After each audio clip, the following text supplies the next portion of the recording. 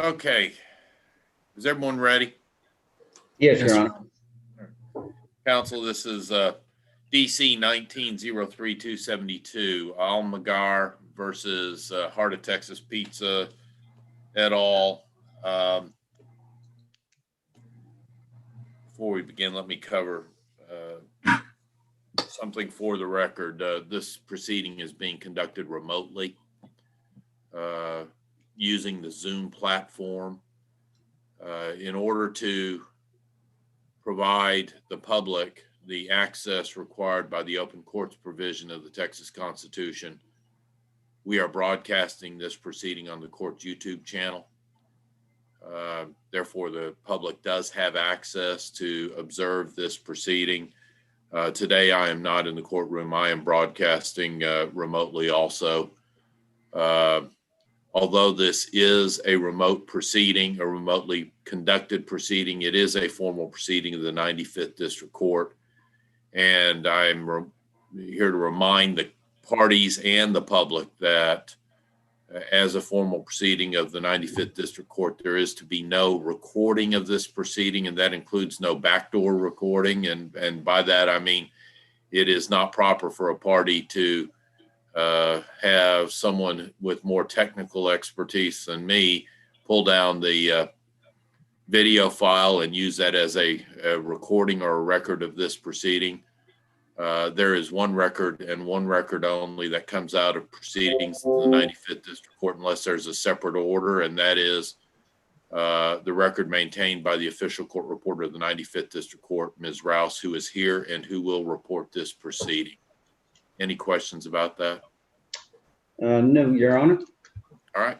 Well, let me take introductions of counsel. Since Mr. Dubois is currently on my screen, I'll ask for Mr. Dubois. Yes, I'm here on behalf of the defendants, Heart of Texas Pizza, the corporate defendants or business entities. Very good. Mr. Jarzenbeck. Your Honor, I'm here on another matter, not the summary judgment hearing. I'm here on a motion to withdraw. The coordinator set it for 10, but I logged in early. All right. Very good. Well, you're welcome to remain and simply mute yourself. Thank you. Mr. Cummings. Yes, I'm here on behalf of the plaintiff, John Almaguer. Okay, this is some of Mr. Dubois' client's motions for summary judgment. Can you give me a 2-minute recitation of the basis for the summary judgment motion? Yes, Your Honor. I believe this is motion number 5 and number 6. The plaintiff was in an auto accident with a driver for the defendant, Heart of Texas Pizza. I believe that's been established through discovery. This is a 4th trial setting. Plaintiff has deposed representative of RMC American Management, Inc. and Heart of Texas Pizza, the defendant drivers. There's been extensive discovery in this case. The claims we're here today are against RMC of Wichita, Inc. and RMC American Management, Inc. 2 additional corporate entities that were sued. We filed a motion for summary judgment. Plaintiff makes direct claims against, plaintiff asserts in his 3rd amended petition that RMC American Management, Inc., as well as RMC of Wichita, Inc., are directly negligent in that they employed defendant Weaver. They were responsible for his conduct and control. They breached duties with respect to his training and supervision. And we had filed a motion for summary judgment. They have not established, they have no evidence that either of these entities employed Mr. Weaver or controlled the terms of his employment or breached a duty with respect to his supervision or training. Or that there was proximate cause. And the only evidence in response to the motion by RMC American Management, Inc. is deposition excerpts that provide plaintiff, the defendant Weaver was employed by Heart of Texas Pizza, which is a separate entity. It's no evidence of any. All right, let me ask you directly a couple things. What is the corporate structure here of Heart of Texas Pizza Inc.? Well, I know it's a limited partnership. Okay. Heart of Texas Pizza is a limited partnership. It's a franchisee of Pizza Hut LLC, who was a prior defendant. RMC American Management, Inc. is a partner in Heart of Texas Pizza, General partner? a general partner. All right. The limited partners were previously dismissed from the suit. RMC of Wichita is a separate entity that has a management services agreement with Heart of Texas with respect to managing the franchises to comply with Pizza Hut standards as far as food preparation and whatnot. I believe was covered in a deposition of a representative of RMC previously. All right. I highlighted a paragraph out of the plaintiff's response. And it addressed only RMC American. And it was on page 5. It's basically the paragraph that takes up most of page 5 of the response, where he addresses the legal realities that the general partner is liable for the debts of the limited partnership. And he cites 2 cases. I mean, it's really not it's kind of black letter law in Texas under the Business Organizations Code that, and then the 2 cases, I mean, they were no surprise. General partner is always liable for the debts of the general partner. Plaintiff doesn't argue in there. And so I'm going to ask you, is there any case law that addresses whether or not a general partner has the tort duties of the limited partnership? Not that I'm aware of, Your Honor. And plaintiff did not plead this as a partnership liability case. As it's pled right now, RMC American Management, Inc., Heart of Texas Pizza, they're all separate defendants on the jury verdict form for apportionment of liability. That's my interpretation of the state of the pleadings. So Mr. Cummings, I'll turn to you. Let's address RMC American first. I understand that a general partner is liable for the debts of the limited partnership, but where does that give them the tort duty, such as to train, manage, hire the employees of the limited partnership? Yes, Your Honor, because the general partner has authority to control the actions of the limited partner and therefore has control over the employees of the limited partner. And also, therefore, they would be responsible for the injury to a person at the hands of the limited partner's actions. Whether or not they're responsible for the debts and therefore the injuries to the third party is a different animal than whether or not they have an obligation as the general partner to train, manage, hire, et cetera, or entrust the vehicle.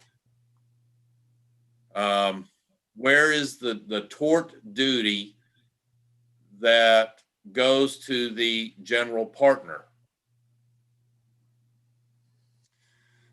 Your Honor, the tort duty, all that we relied on in our response was that the general partner would be responsible for, liable for the injury to a person for a penalty caused or incurred as a result of a wrongful act or omission. And that would be under Business Organizations Code 152.303.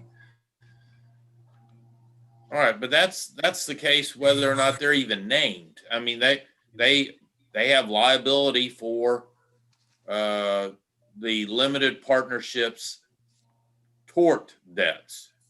Correct. Your Honor. But are they a proper party alleging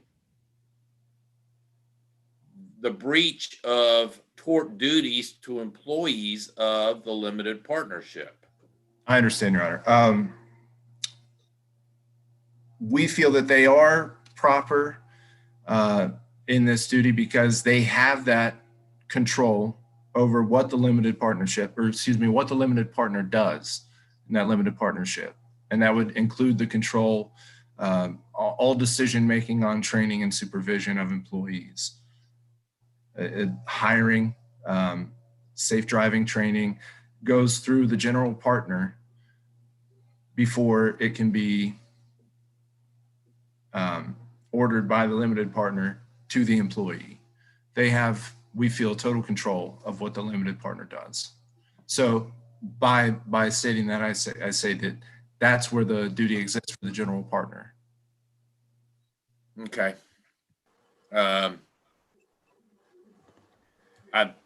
Do you have anything further you want to? I've read everything that y'all filed on this. Do you have anything further you want to present in response to the motion for summary judgment? Your Honor, I did not, through some confusion in scheduling this hearing, I did not file a response to RMC Wichita's motion for summary judgment, but I would like the opportunity to address their motion very quickly. I'll give you that opportunity. I mean, you're entitled to address it, even if you don't have a response. Whether or not you can add any evidence is a different issue. Thank you, Your Honor. We rely heavily on the deposition testimony, as Mr. Dubois mentioned, of CFO of RMC Wichita, Terry Freund, in which he pointed out the management agreement between RMC and Heart of Texas Pizza, in which they oversaw the supervision of the restaurants. And also his testimony brought out that they set driver qualifications and the rate of pay for drivers. To us, that exhibits an element of control over what drivers are hired and how they perform, which would include the supervision and training of those drivers. Okay, Mr. Dubois. What he just stated is no evidence, Judge. These are no evidence motions. While we've been discussing duties owed by a general partner for a completely separate entity in Heart of Texas Pizza, the law is that a general partner is liable for the debts and obligations incurred by this separate entity. The fact is, aside from that, there is no evidence of a breach of duty owed by these entities. There's no evidence attached to the motion of what these entities did wrong, how they breached any duty to Mr. Almager, what they did wrong in training. And I disagree that there's deposition testimony in front of the court that provides that RMC of Wichita is responsible for training and determining how these guys are paid. And Your Honor, I would also like to add, of course, as everybody knows, this is set for trial March 8th. It's a little early before the discovery period is over. There's plenty of time for more evidence. One piece of evidence being the franchise agreement for Heart of Texas Pizza, which opposing counsel has required that we agree to a protective order before receiving that agreement. And we have agreed to that. There's been some issue with having it entered into the court. But that is something that we would like to get a hold of just to determine what genuine issues of fact exist and if it's something for a jury to decide. And that's where the evidence would be.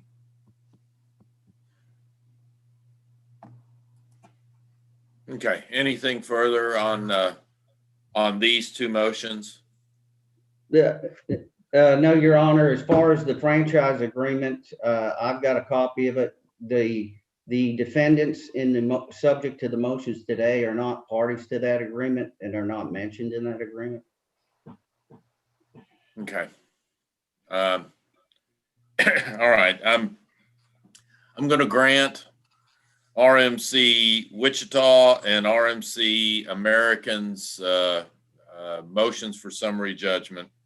I'm going to say the same thing I said when I heard the Yum motion for summary judgment. It's interlocutory, and I'm not inclined to sever anything, at least at this point.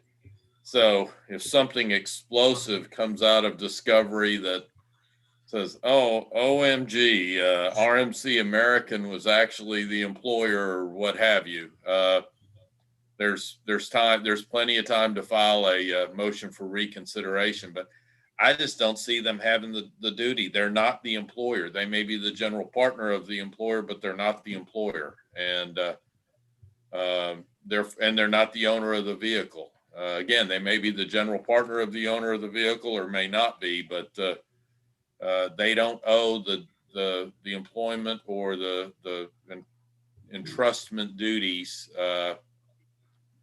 And as a result, I fail to see any way that, or I fail to see any evidence that they breached a tort duty to Mr. Omegar. Again, if something comes up in discovery between now and your March trial date, we'll reconsider. But I will sign the order, except I don't see that an order was uploaded, or if it was, I missed it entirely. It was yesterday, and they were also sent via email. I may have seen the email. They are identical to the ones you had us submit for Yum and Pizza Hut. All right. Yep, I may have seen that email. Very good. I'll sign the order today. Okay. The orders today. Okay. Anything further, counsel? Actually, while we have your presence, Your Honor, we have gone round and round for a year or so about a protective order, and plaintiff had agreed to the terms of a protective order. Pizza Hut has provided in the franchise agreement that you cannot release it it cannot be released, and they are demanding a protective order. Plaintiff and I have now agreed, and the other defendant is opposed to joining on a protective order. And who's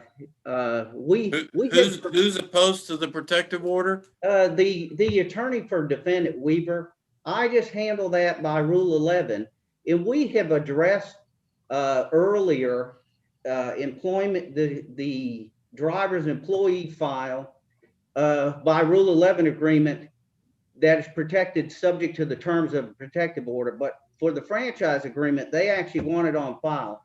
And my question, Judge, is if plaintiff and I produce the protective order for entry into court, will that be sufficient? All right, let me ask this. Why would the driver oppose a protective order on the franchise agreement? I have no idea. I tried to discuss this several times with counsel for defendant Weaver, and it's just my policy. I handle that by Rule 11 agreement, and I'll be happy to give you a Rule 11. Here's the easy way to handle it. Can you get a motion to enter protective order on file by tomorrow at the latest? Yes.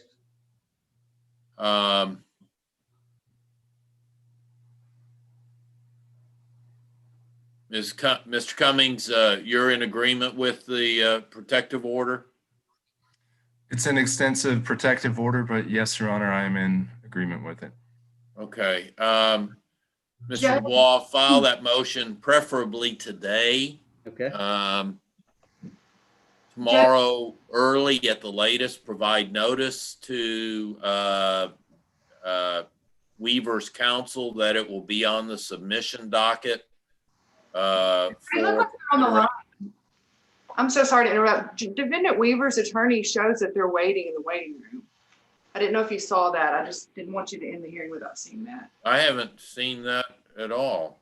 It says Holly Eisenhower for Defendant Weaver in the waiting room. Well, then let her in. Okay.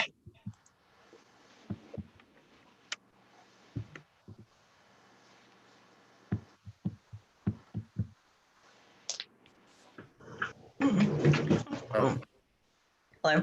Ms. Eisenhower, how are you? I'm fine, thank you. How are you? I'm well, thank you. I was not aware that you were in the waiting room. I'm sorry. I've granted the motions for summary judgment of RMC Wichita and RMC American. Those are interlocutory. What we were discussing actually was something that's not on the record, and that is the requested protective order. Mr. Dubois is going to file a motion for entry of protective order. And he's going to put it on the court submission docket for Monday. We hadn't gotten that far in our discussion, but that's what I was going to ask you to do, Mr. Dubois. Put it on the submission docket for Monday. And Ms. Eisenhower, if you have any opposition to the entry of the protective order, other than you just generally don't want to be bound by a protective order, and well, you can file whatever you want. Let me know by Monday, and I'll sign the. Well, I haven't looked at the protective order. Assuming it's appropriate, I'll sign it. But if you have objection, please let me know in writing before the submission docket on Monday morning. Will do. All right. Mr. Dubois, be sure to put it on please call the clerk and have it put on the submission docket for Monday. will do. Thank you, Your Honor. That is the easy way to handle this. Okay. Ms. Eisenhower, do you oppose the protective order? I don't think we do, but I need to check with, I'm filling in for Susie today, All right. Ekval, so I'll double check with her. Very, very good.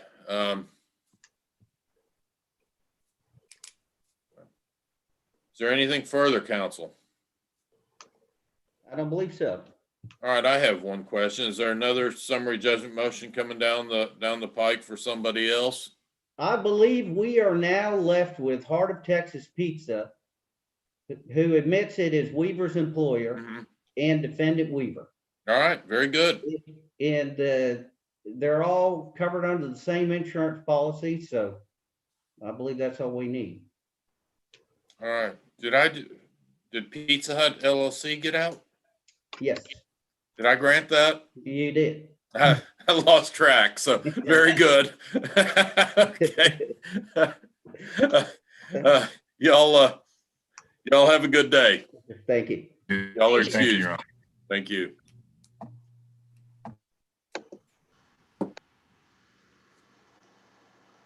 Sorry about that, Judge. I figured you'd want to.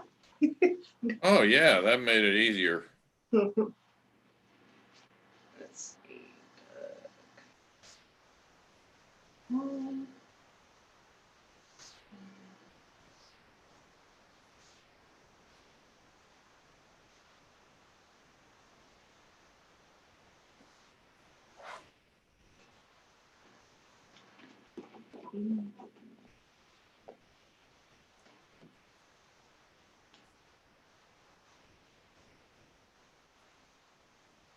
Do you have that cause number again handy?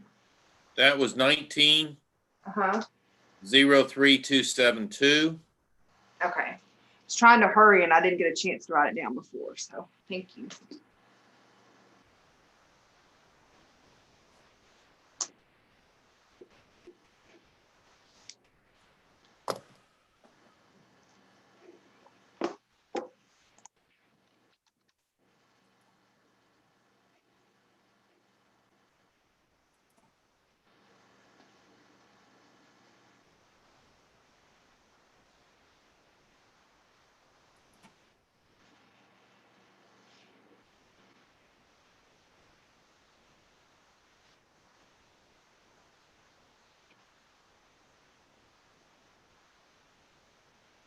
Mr. Jarzenbeck, it's 10 o'clock, so we can proceed anytime you are ready and Ms. Rouse is ready.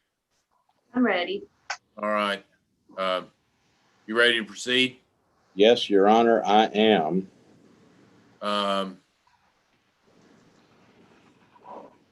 Ms. Rouse, this is DC 20-08936. Mr. Jarzenbeck, you were present when I mentioned that this is broadcasting over Zoom and all of that, so I'm not going to repeat myself. Allow me to ask a question, and maybe I've slept a few too many times. Is there a reason why this is on the hearing docket rather than the submission docket? Yes, Your Honor, and that is because my client told me that she opposed my withdrawal and wanted to have a hearing in front of the court. All right. And I see that for the record on the 17th of November 2020, an amended notice of hearing advising that this would be conducted by Zoom on December 3, 2020 at 10 a.m. was served on counsel. Was that also provided to your client, Ms. Brooks? Yes, Your Honor, it was. Was she also provided the Zoom meeting ID? Yes, I believe so, Your Honor.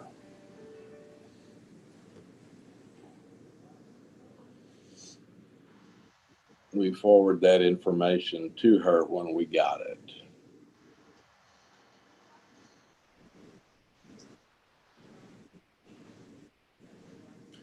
Are you expecting defense counsel to appear today? I am not, as defense counsel was unopposed to my request. All right, very good. And I'm sorry, I'm looking, by all appearances, I'm looking over your head. I've got the motion on a screen immediately over the camera here. So, are you able to explain the conflict at all, or is it one of those things that you simply wish to advise the court that a conflict exists? Well, Your Honor, I have to advise the court, but I've read enough cases, and certainly some from the Dallas Court of Appeals, that say that I need to tell you enough upon which you can hang your hat if you wish to grant my motion. So what I think I can say is that I've done a lot of post-judgment type work in my life, and I have written and presented post-judgment remedies from the consumer standpoint at the Advanced Consumer and Commercial Law seminars for several years. So I come into things like this from a position of knowing what I think I'm doing. And based on that, I've give advice to my clients over where I think things would go based on how we can handle a given situation. We are unable to get on the same page. My clients' ideas of how to handle this matter are something upon which I have a fundamental disagreement. I think it's imprudent in that regard, and those are reasons given in the Rule 1.15 for terminating representation. And I feel that that's, I can certainly tell the court that there is no longer a meeting of the minds, and we're no longer walking arm in arm in this case. And that fundamental disagreement forms the basis of why I need to withdraw from this representation.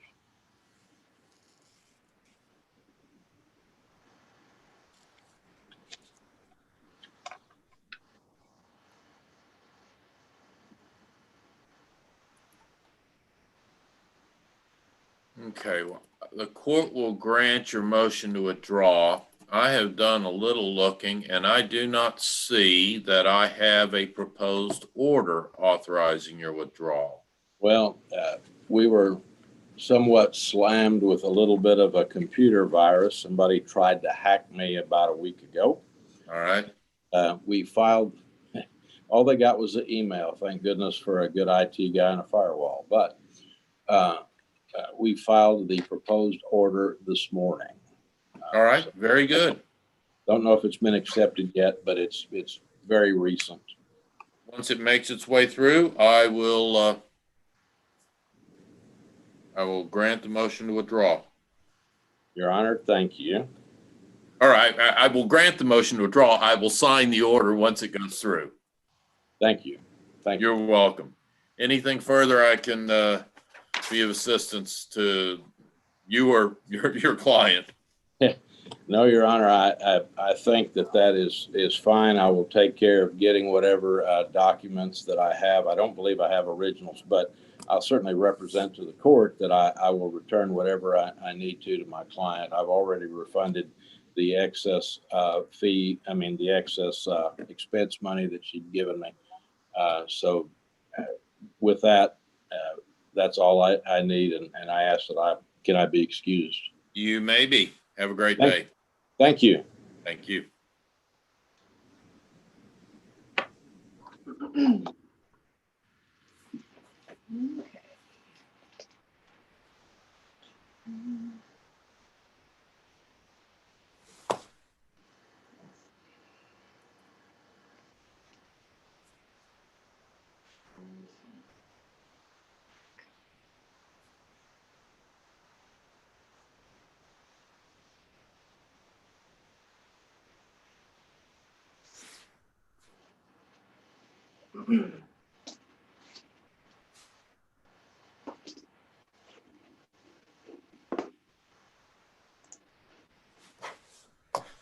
Okay.